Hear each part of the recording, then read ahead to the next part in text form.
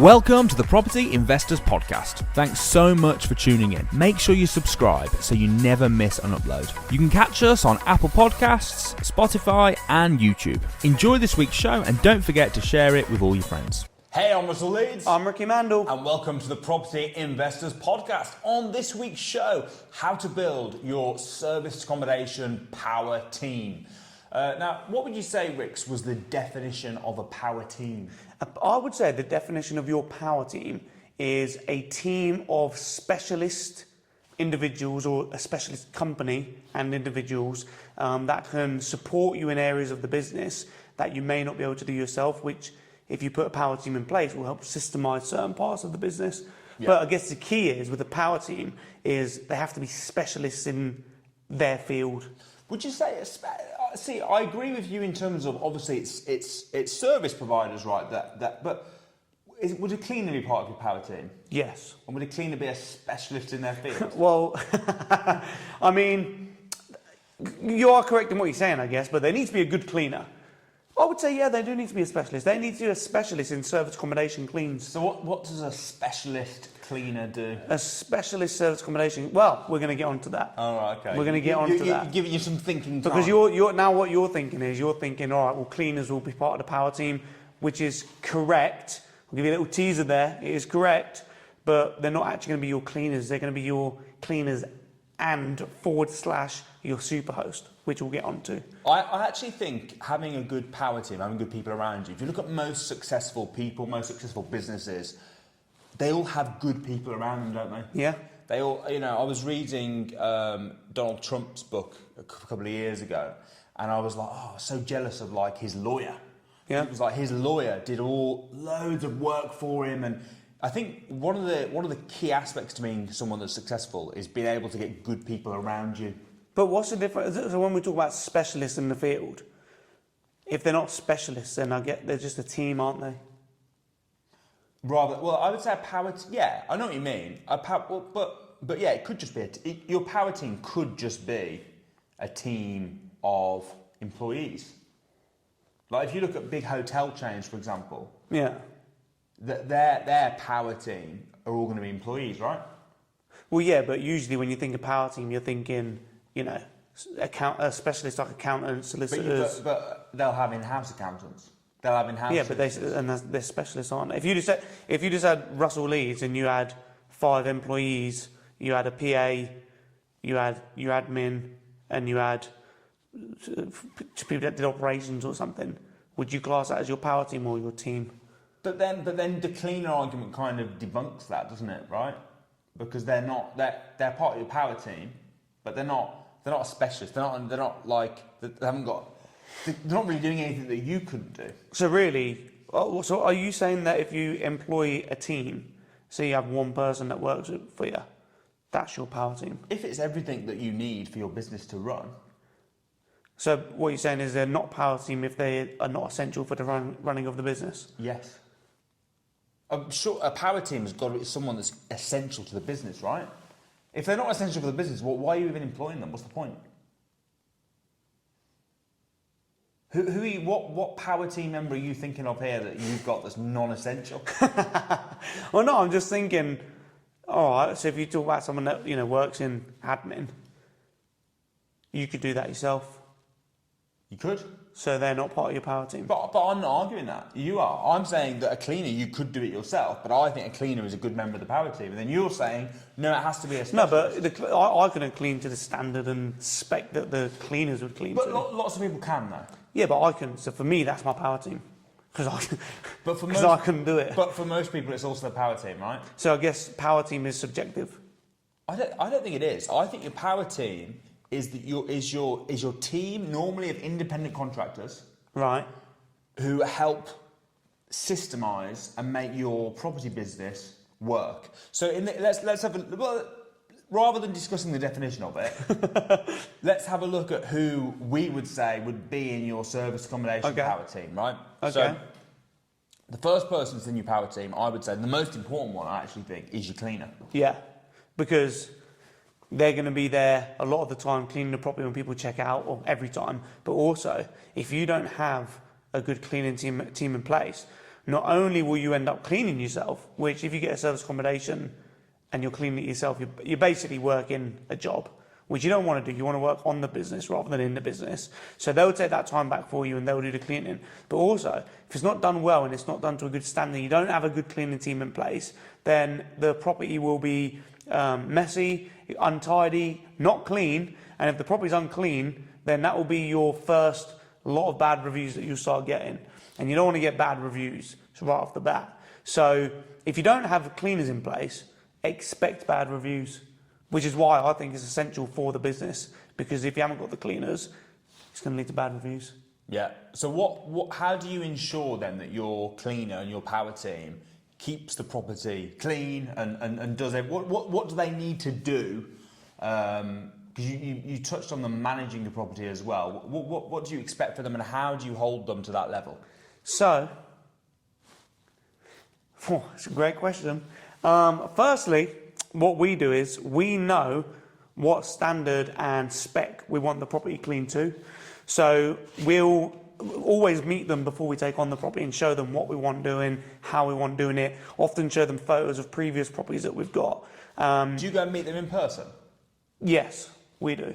So I've never done that. Have you not? No. Well, the reason that I like to do it as well is because if I'm using cleaners that I've never used before, then I will.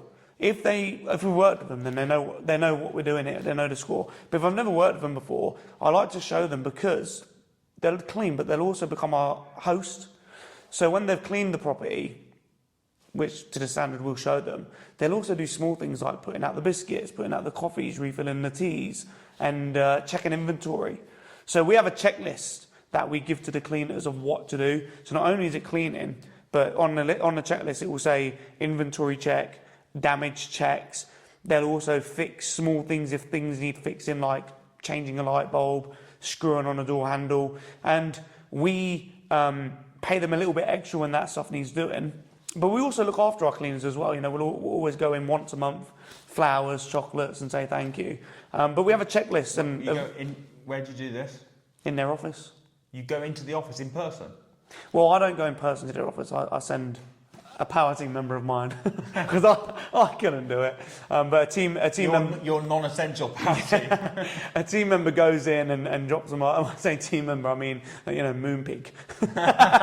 Moonpig deliver it. But we'll send them flowers and chocolates as a thank you. But it's not every month. Yeah, wow. Because listen. If you have a service accommodation unit and it's not clean to a good standard, and something gets missed, or they don't put the coffees out or teas out because they might forget, or they don't do something, they don't check for the damage, they don't do an inventory check, and then someone comes to stay and something's missing, something's damaged, or they're not happy, that will have a result in you getting a bad review. And the moment you start getting bad reviews snowballing in because the cleaners aren't doing their job that you've given them and that you're paying them for, then that will have a snowballing effect. So I believe that you should always look after your team, always reward your team, keep them incentivized, reward them for the work they've done, which is why we like to do it. Fair enough. So we meet them if they're brand new. We show... I agree with you, by the way, on the inventory check. So we do something very similar. So we'll take photos of the property and we say... So when they first go in, I say, here's photos of each room from every angle. This is what I want it to look like every time you finish.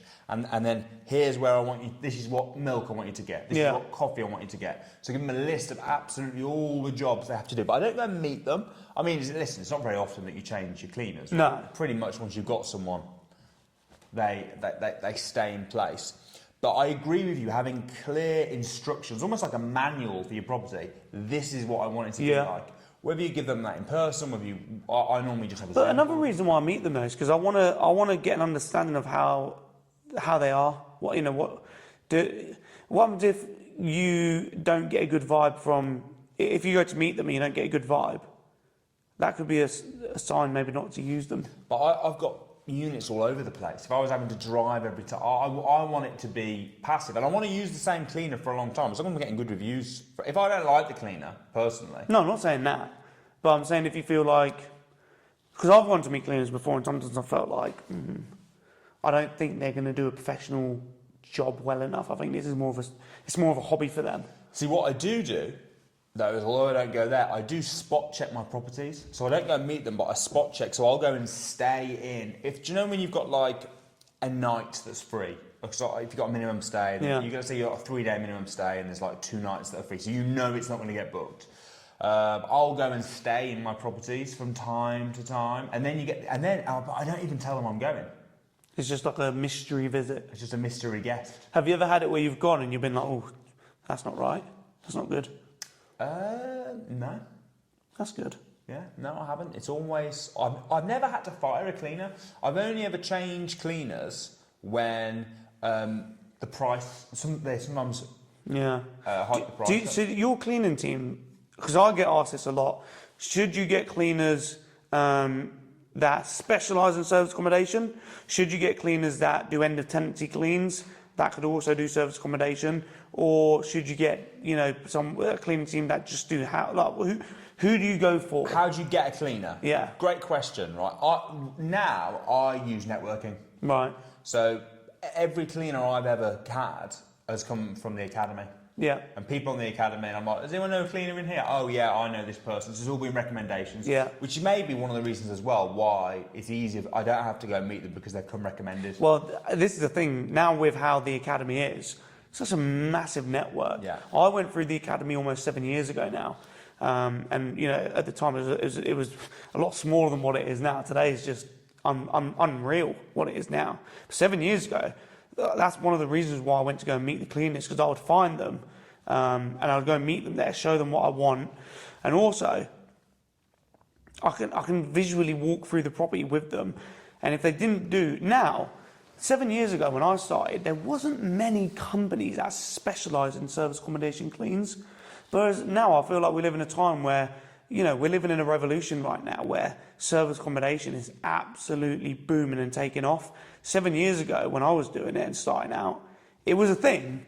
It wasn't massive though. So there wasn't many cleaning companies that did service accommodation. No. So I would go and meet them, show them what I wanted, and then they would almost tailor a package to what I wanted. Yeah. So that's another reason why I used to go and see them. So I would do that over the phone. So what I used to, the very first time I was looking for a service accommodation cleaner, probably a similar sort of time ago you were looking, I couldn't find anyone. Yeah. I was ringing around, I was like searching for cleaning firms, I was ringing around and everyone was like, oh no, we don't do that. What days do you want though? Do you want Wednesdays? I was like, no, I want every day. I want every day, randomly. Yeah. I don't know when. Sundays it might have to be, Saturdays, Monday, and they were like, oh no. And no one was really struggling to find someone. The way that I think is the best way to find someone now, network's the best. Get yourself into a network of people that do it and ask for recommendations, right? And quite often as well, I found with the academy, it's like family members of academy members that have done it and stuff like that. So that's really good. If you're starting from scratch, you don't have a network. I use Bark. Have you ever used Bark? Was that a dog? No. So Bark's a website where you can go on and you can advertise for stuff. It's a bit, it's like a modern day version of the Post-it notes you used to put up in shops. You mean posters? Well, they're not posters. They're like little postcards, I suppose. And they have the notice boards. Is it just like a platform to market yourself? Kind of, yeah. So it's for service providers. Right. And you go, if you're looking for a cleaner, for example, you go on, you explain what you are, and all the cleaners can see it, and they can pay.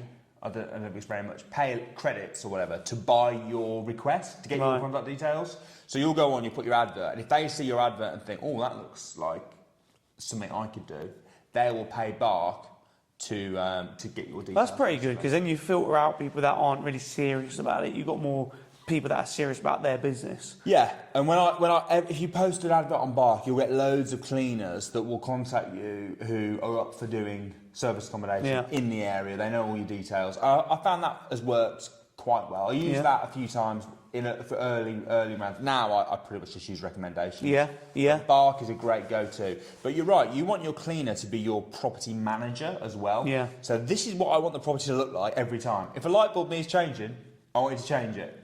If anything bigger, if there's something big, I want you to let me know so that I can sort it. Yeah. And the cleaners, we have them linked up because we use, I don't know whether you're going to count this as part of the power team. I think I would say, well, would you count channel managers as power team? Yeah. Absolutely. All right. Well, could you do the channel management yourself? Yes.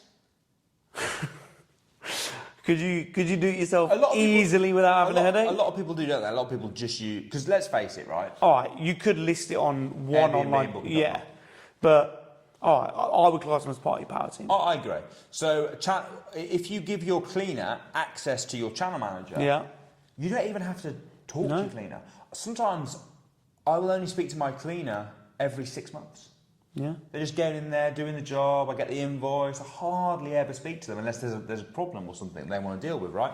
So, yeah, so cleaner, big one. Next, channel manager. Part of your power team. You can do it yourself, but it's easier. Do you want to explain what a channel manager is? So a channel manager is, we use a company but it's basically a software.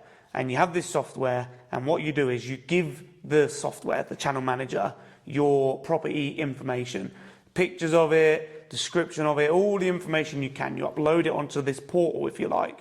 And then what the channel manager does is they take the information and they list it on online travel agencies like Booking.com, Airbnb, Trivago, Late Rooms, so on and so on. Now, the good thing about having a channel manager is this. If you did this yourself and you just took your property and you listed it on online travel agencies, what most people that do this, by the way, is they'll list it on Booking.com and Airbnb, which is cool.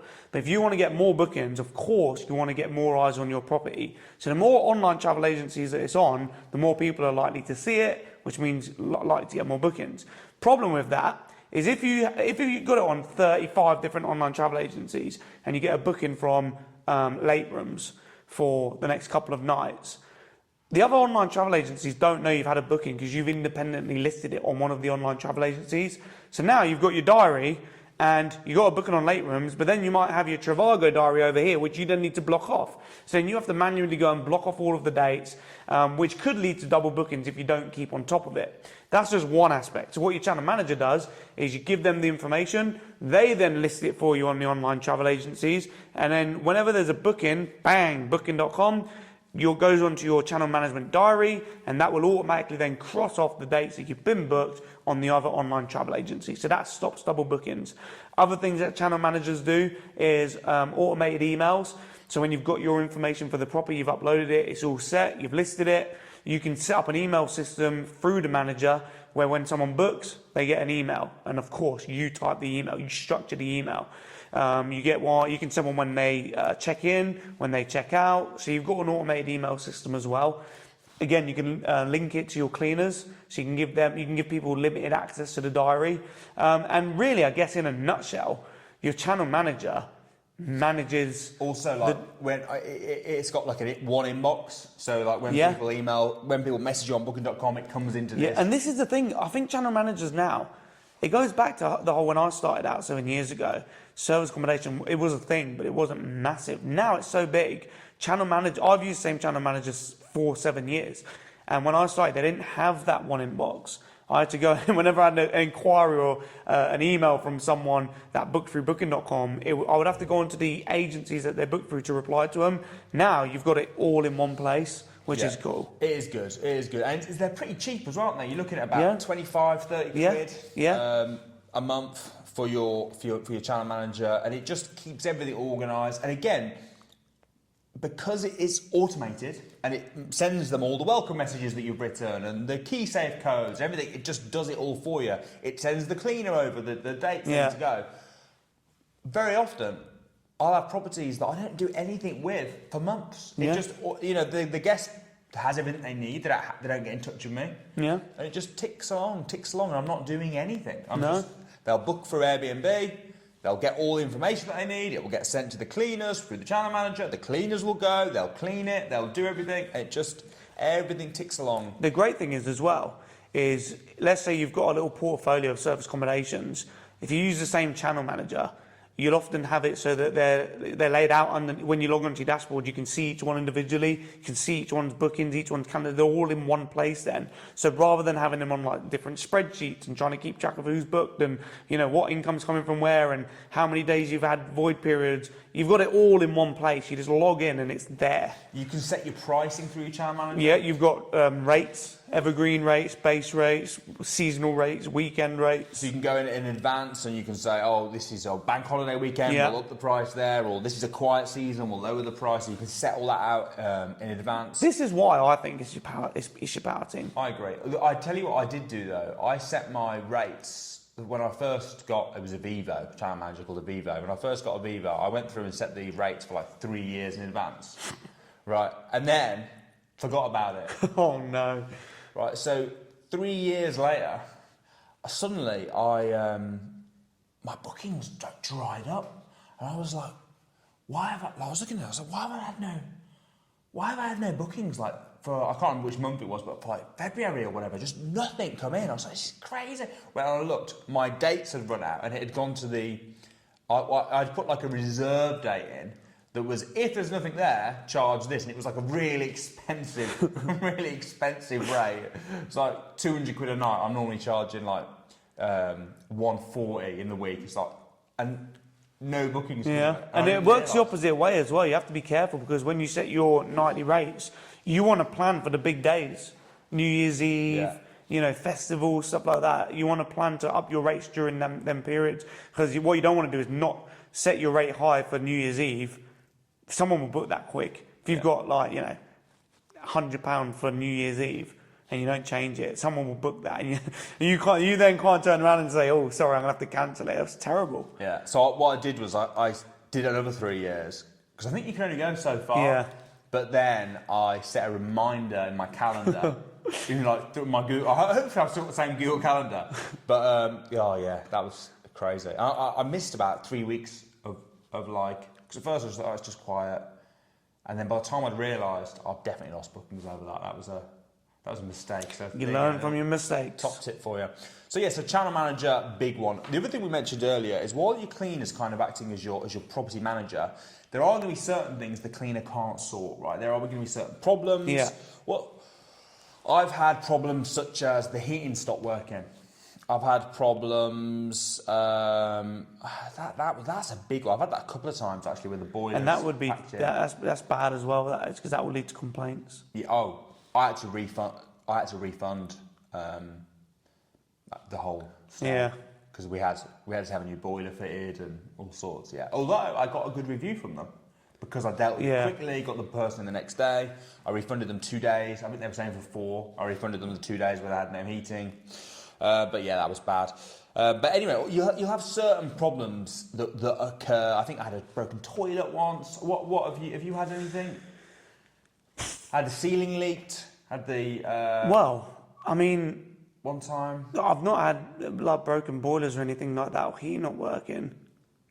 I've only ever experienced small problems. Really, over the time, you ever had stuff like that? I had the shower leak. The tiles need to be re-grouted. Nah. No. Well, every time there's a major issue like that, I've only started buying service accommodations about 1.5 years ago. Before that, it was rent to rent. Okay. So any problems like that, we were made aware of. We would just pass it on to the letting agent or the landlord, because it's their responsibility with rent to rent. Sure. Usually. So anyway, when this sort of stuff arises, you're going to need a few people, I think. So the people that I personally have used, number one is a handyman. Yeah. I think a handyman's good for most little jobs, right? That are out of the scope of the cleaner. Give you an example, actually. I had a problem the other day. I needed a handyman for. Oh, this was a nightmare. Go on. Right. So the guest turns up at the property. They're like, the key safe won't open. So they ring me up. They're like, we're at the property, the key safe won't open. Right. So I'm like, holy crap. Like, because I don't live anywhere near mine either. I live like 3 hours away. So I'm like, oh no. So I rang the cleaner. Thank God the cleaner answered. I was like, can you go and let them in? Because she's got her own key. So she said, yeah, no problem. So she goes and gives them her key, her one and only key. Right. So now there's a key safe that's broken that's got a key in, and my cleaner's one and only key is given to the person. So I had to get a handyman to drive over, break the key safe off the wall, Right. put a new key safe on, put the key in it, and then when they left, they had to put the key back in it. But can you imagine if the cleaner hadn't answered? No, that would have been terrible. It would have been. You'd have had to go up there. Yeah. And you have to say to them, you have to wait a few hours. Yeah. Would have been awful, wouldn't Disastrous. it? So what I've done now, and I've done this on future properties. This is my first one. So I've learnt the lesson before it happened, but never got round to changing it with this one. Is I've now got 2 key safes at the property. So Right. I've got my main key safe that I'm going to tell them about, and I've got a hidden one that's literally just behind the bin. That's a good idea. In the bin shed. So if this ever happens again, Yeah, that's a good idea. I can say, look, there's another key safe. That also solves the problem of if somebody accidentally takes the key with them or you lose it, you'd have to rely on someone to answer the phone. Then there's always a backup. That's a good idea. Yeah. Extra key safe. So yeah, 2 key safes. But for these type of jobs, you need a handyman. Yeah. Any little thing that comes up, handyman. The other one that I've got, luckily they actually live nearby for most of my properties. They do most of it. If you've got properties together, I know you do a lot in Milton Keynes. Yeah. You only need one set of power teams, right? Yeah. So which is useful, but you need a plumber. Yeah. Because there's often going to be stuff that comes up with your plumbing. Well, maybe not often, but I've had it a few times. It might be a heating problem. It might be your boiler's broke. It could be the toilet. There's a problem with the toilet or anything like that. So I think a plumber is always worth having. And I've also had to I've had electricians as well. I've had to use for properties where the lights. It's all normally little stuff, but the lights are blown or something. So electrician. So I would definitely say handyman, electrician, plumber. I'm trying to think if I've used anyone else. I don't think I've used anyone else on a regular basis, like a power team. I have part of my power team. No, not for service accommodation. Of course, there are other, I guess your accountant will be in it. That will be part of your power team within the company. But actually systemising. But actually for service accommodation. Is there any other handyman or anything like that you need?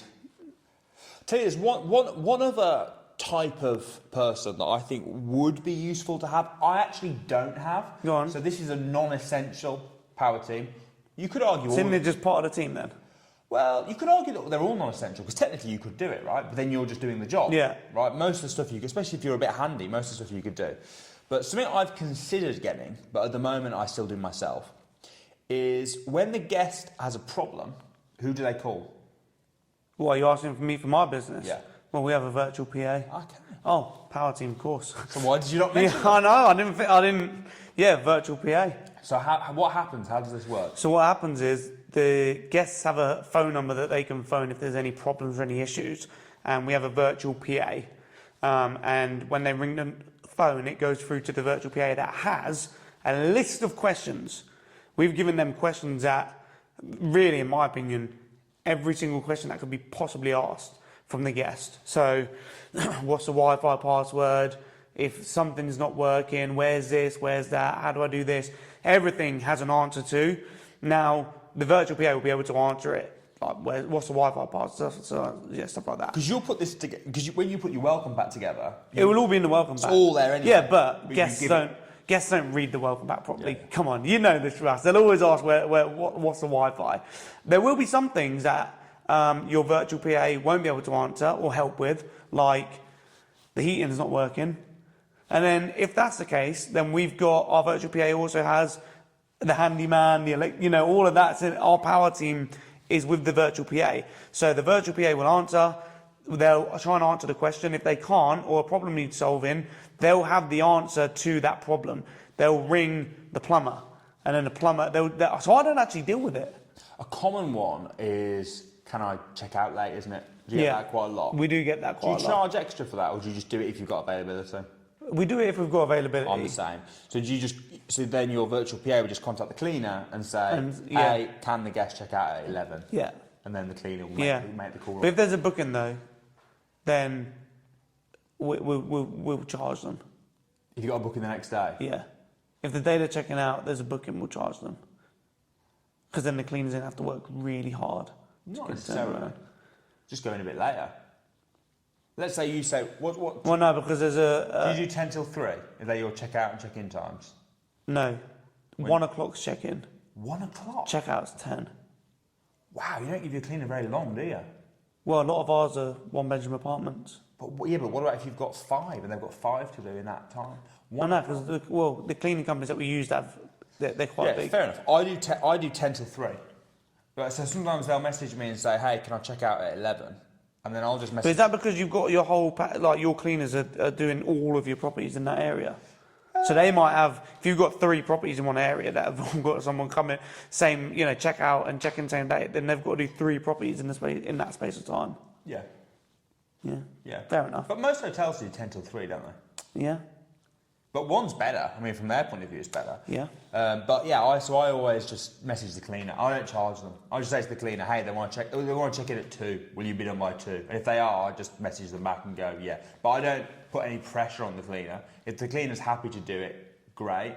If the cleaner can't do it, says actually, I'm not going to be getting there till 2 or whatever, then I'll just message them back and say, sorry, there's a guest checking out, it's being cleaned. But if I can do it, I do it for free. Fair enough. But that's the sort of thing a virtual PA could do. Yeah. See, I don't use a virtual PA, I do it myself.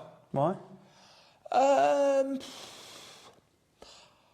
have considered moving to a virtual PA. I don't get many messages. I reckon I spend half an hour a week managing all my service accommodations. It's pretty streamlined. So I do have the odd. But it's not. It won't cost. It's not an overhead having a PA, virtual PA. No, I know, but it's gonna. I agree with you. I probably should get one, but it's just going to be a little bit of setup time now. I'm going to have to find someone, then I have to train them, then I'm going to have to make sure, like for example, I'm going to have to teach them things like that. So yeah, but once you've done it once, it's done. I agree. I should do it, but it's just not. It's the pain. Do you know, the pain's not that bad for me right now. It's hardly costing me any time. Do you know what I mean? It's just, if it became a big job and I was suddenly, I get a lot of guests that stay for a bit longer. I've got someone at the moment that's in for a month. So they don't have any questions. Yeah, there's not many problems. It's just ticking along, you know what I Fair mean? enough. It's like, fair enough. Maybe one day. One day. One day when Russell's on holiday trying to relax on a beach and he's just had like 10 phone calls. That's the one time I do notice it. When I went to America, I got a couple of messages, but like in the middle of the night. Yeah. And I was like, oh, actually, that was what made me think, maybe I should get a virtual It's PA. always when you're busy that someone needs you in it. Yeah. Always when you're doing something, that's when the phone rings. Yeah, when you're on holiday. Why can't it just ring when you just sat doing nothing? Not a power team, but I tell you another feature that I have in all my essays that I find really useful is Nest heating controls. Yeah. So you control it yourself. I can control the heating. So when if there is no guest, I actually leave the heat on all the time because there might be the odd day or two where there's no guests in. But sometimes people will say to me like, oh, it's too hot, or it's too cold, and I can go on and see what the actual temperature is. But then I can just change it for them. So I go, oh, this person obviously. So how does it work then? So what happens if they go up to the wall and try and change it themselves? It doesn't do anything. Yeah, but then you're asking for people just to keep on ringing you. You can the Nest thermostat is there. They could change it on the Nest thermostat. Right. So do you monitor it? If someone, let's say I can tell if someone turns the heating up, yeah. So you're looking and go, hold on a minute, this ain't right. I don't mind if they turn the heating up, but what I do mind is if they turn the heating up and then they leave. Sometimes they'll turn it down. So sometimes I get someone message me and go, the house is freezing, and I'll look on it, and the guest that was in before likes the house freezing. Do you know what? If you've got, that could be a real problem though in the middle of the winter, because if let's say a guest turns it off, and you've got a week's void period. But I would notice because it would come off my app. Yeah, but if you didn't, oh no, you're right. I wouldn't. You got me food for thought. Because if someone turns it off in the winter and it's -1 outside, the house could freeze. Well, the pipes could freeze, which could lead to the pipes bursting and cracking. So maybe you need to get food for thought. Also, people do like the temperature. What temperature do you have your house? It's normally about 23. That's quite warm. Yeah. See, I have mine 21. Right. The government recommend 19. That seems really cold, doesn't it? 19's what I have the aircon in the car in the boiling hot summer. Yeah, I think the government recommend 19. Sam, do you know how hot? Have you been to Samuel's house? Yeah. How ridiculously hot is it? Every time I'll bust a sweat as soon as I walk in. He has it 25 degrees. What's wrong with him? It's not him. But does he sit? Do they have the windows open all the time? No. It's just Amanda likes it really hot. It's just like a sauna. It is like a sauna. When he's like, what are you talking about? It's normal. I was like, mate, it is not normal. I said, put it this way, when you first used to go around Amanda's house, before you guys, did you think her house was really hot? And he was like, yeah. So that's how we all feel now. I was at his house the other day, having a meeting, and after, I was like, mate, I need to get out of your house. I went in his plunge pool. Then I was there like freezing. I bet his plunge pool's hot as well, isn't it? Plunge pool. He keeps that warm. 30 degrees. It's a hot tub. So I think Nest is quite good. Yeah. Extra little bonus. But if you set these up correctly, the cleaner's the big one. But if you've got your channel manager, you've got your cleaner, you've got your virtual PA, which I think I should do, but it's just such little work, I haven't bothered. Do your virtual PA ever get in touch with you and say, I'm stuck, what do you want me to do? They did in the beginning, and then all we did was write down what they were stuck on and give them a solution for it. If the boiler's broke, can they have the authority to get the boiler fixed with your handyman, or do they have to come to you? How much money can they spend? Because when I used to run a letting agency, our deal with the landlords was we'd spend up to £100 per problem. Yeah. Without, that's same as us. say, £100. So they can do £100. But if the boiler's gone or something that's not our responsibility happens for rent to rents, they would have to come to us, because then we would have to go to the landlord. Okay. But small things, light bulbs, changing, a lamp as... Did your cleaner not do that though? Yeah, but I mean, we still pay for the bulbs. Yeah, but my cleaner will just buy that. They'll just buy it and do it, and then they'll invoice me at the end of the month. Yeah, same as us. Yeah, so you don't have to do anything. No. So if you get your power team set up correctly, service accommodation, because people think, oh, it's better tonight. It's really not. No, when you've got a team in place. It's practically passive. But this is what I'm saying. That's why I think it's a power team, because if you haven't got that in place, then it will be hard work. It will be a job. If you were having to go and do the cleaning, be the handyman, a lot of people do that. Maybe they enjoy it. I couldn't enjoy it. It's maybe they don't enjoy it, but imagine me scrubbing a toilet. I can't actually. No, I can't. No. I think it's important you get your power team set up. And if you do that, you can completely systemise your service accommodation business, which allows you to scale, right? Because if you're trying to do it yourself, you're only going to be able to manage 10 units. Oh, even that's a lot if you're just doing it on your own. How many would you be able to clean in 4 hours? It'd be horrible. Yeah. It'd be horrible. If you went on holiday, what would you do? With this, it just runs in the background. It's amazing. So that is how you build your service accommodation power team. If you've got a member of your power team that we've not thought of, or any top tips to systemise your service accommodation business, do comment below, and we look forward to seeing you guys next week.